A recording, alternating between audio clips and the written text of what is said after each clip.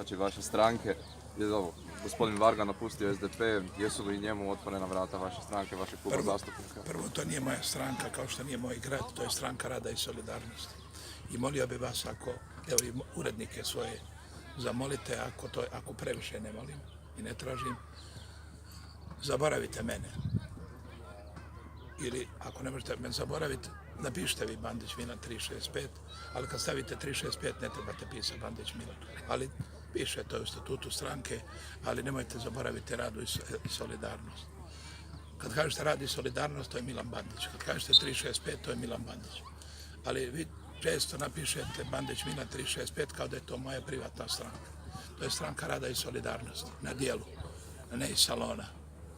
Evo pa vas molim da dopišete to rad i solidarnost, da sam mogao, ja bi još stavio i zajedništvo, jer Hrvatskoj fale 3 stvari. Rada, solidarnosti i zajedništva, ali bilo bi previše u nazivu stranke još napisati to. Inače, bi bio najsretniji kad bi bilo i rad, solidarnosti i zajedništvo. I ako nađete u Hrvatskoj jednog čovjeka koji je na čelu stranke, čije ime znak kao rada i solidarnosti Milana Bandića, onda ja ću se učlaniti u nju.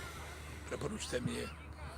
Ne tražim od vas da se učlanite kod mene, kod nas u Stranku rada i solidarnosti, ali ako nađete jednu koja živi rad, solidarnosti, zajedništvo, ne zagovara, nego živi, na dijelu dokazuje, onda ću se ja učlaniti odmah. Što se tiče gospodina Varge, nikoga ne snubimo, ni za kim ne trčimo. Svaki kvalitetan čovjek je dobro došao. Ne samo u klub, nego u stranku. A o gospodinu doktoru Vargi, mislim sve najbolje, jedan od najuspješnijih ministara zdravlja. Dobar čovjek, ima problema sa zdravljem, želim mu da pobjedio je tu bolest, što znači da je hrabar čovjek. I sve najbolje o tom čovjeku. Časno i pošteno je odradio svoj mandat. I evo još jedno pitanje, radi se po Zagrebu, radovi na Mostu Slobode.